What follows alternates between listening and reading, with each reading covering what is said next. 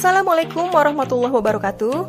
Ketemu lagi bareng saya Juni Nisvianti dalam mata pelajaran desain grafis. Kali ini akan mengenalkan desain grafis pada kalian. Yuk disimak videonya. Oke, kita ke sejarah singkat desain grafis dulu ya. Nah, sejarah desain grafis tidak dapat dilepaskan dari sejarah perkembangan seni rupa. Pada tahun 1800-an, mulai terlihat adanya potensi pasar untuk produk-produk desain grafis. Pada era tersebut juga, akhirnya desain grafis dipisahkan dari seni rupa. Kata desain grafis pertama kali digunakan pada tahun 1922 di sebuah esai berjudul New Kind of Printing Calls for New Design yang ditulis oleh William Addison Dwiggins, seorang desainer buku Amerika. Tidak berselang lama, pada tahun 1927 diterbitkan buku Raffes Graphic Design sebagai buku pertama yang menggunakan istilah desain grafis pada judulnya. Dan pada tahun-tahun berikutnya, desain grafis mendapat banyak pengakuan, mulai banyak diterapkan, dan berkembang sedemikian rupa seiring dengan perkembangan teknologi hingga sekarang. Lalu, apa yang dimaksud dengan desain grafis itu sendiri? Nah, desain grafis atau rancang grafis adalah proses komunikasi menggunakan elemen visual seperti tipografi, fotografi, serta ilustrasi yang dimaksudkan untuk menciptakan persepsi akan suatu pesan yang disampaikan. Bidang ini melibatkan proses komunikasi visual dan desain komunikasi.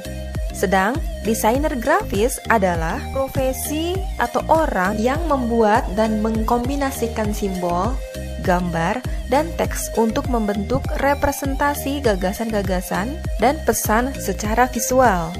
Desainer grafis menggunakan teknik tipografi, seni rupa, dan tata letak halaman untuk membuat komposisi visual. Desainer grafis menggunakan desain grafis untuk membuat komposisi visual semenarik mungkin dan mengkomunikasikan idenya dengan cara yang kreatif agar informasi dapat tersampaikan dengan baik dan dapat merebut perhatian orang yang melihat karyanya. Secara umum, bidang kerja desain grafis dapat dibagi ke dalam beberapa kategori berikut. Yang pertama, percetakan. Nah, percetakan di masa kini sudah serba digital ya, dengan mesin cetak yang bervariasi dari yang kecil hingga yang ukurannya besar banget. Dan variasi produk pun beraneka ragam, mulai dari banner, spanduk, brosur, leaflet, pamflet, bahkan produk cetakan dalam media 3 dimensi seperti cangkir atau kayu. Kedua, web design. Web design adalah sebuah bentuk grafis dalam membuat suatu halaman web. Web design diperlukan untuk membuat website yang kita kelola dapat memudahkan pengguna yang akan berselancar di web kita selain dapat mendukung atau memperindah website kita. Ketiga, film. Desain grafis juga berhubungan dengan industri perfilman. Teknik desain grafis sangat diperlukan dalam membuat konsep visual, storyboard, pembuatan titel dan kredit, stage design, poster film, juga desain hasil produksi berupa DVD dari film tersebut. Yang keempat, environmental graphic design atau EGD. Nah, EGD ini digunakan dalam membuat desain arsitek, desain industri, seperti misalnya desain pada tembok suatu bangunan yang akan memperindah arsitektur suatu bangunan. Kelima, logo. Yap, pastinya berbagai macam logo. Baik logo produk barang maupun jasa yang dipasarkan pastinya membutuhkan kreativitas tinggi dan pemahaman mendalam mengenai filosofi produk tersebut. Disinilah seorang desainer grafis merancang logo yang mempresentasikan makna dari produk tersebut. Kemudian, desain produk.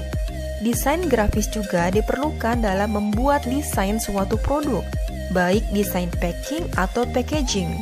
Dibuat semenarik mungkin agar produk tersebut fungsional, ergonomis, estetis, sehingga lebih bernilai dan bermanfaat bagi penggunanya. Media desain grafis.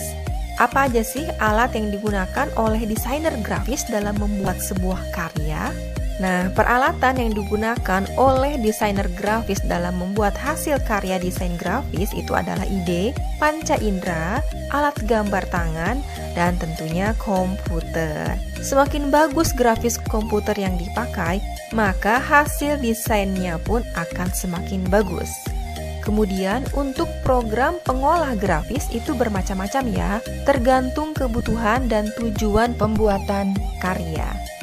Yang pertama, aplikasi pengolah tata letak atau layout.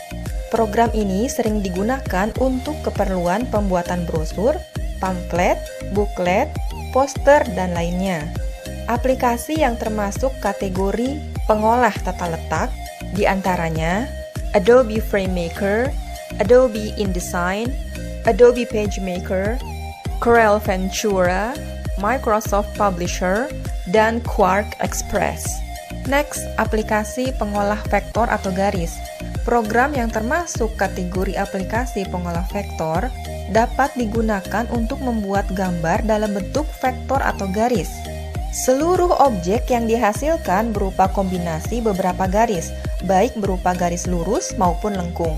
Aplikasi yang termasuk dalam kategori ini diantaranya Adobe Illustrator, CorelDRAW, Macromedia Freehand, Media Creations Expression, dan Micrographics Designer. Yang ketiga, aplikasi pengolah pixel atau gambar. Program yang termasuk dalam kategori ini dapat dimanfaatkan untuk mengolah gambar atau manipulasi foto.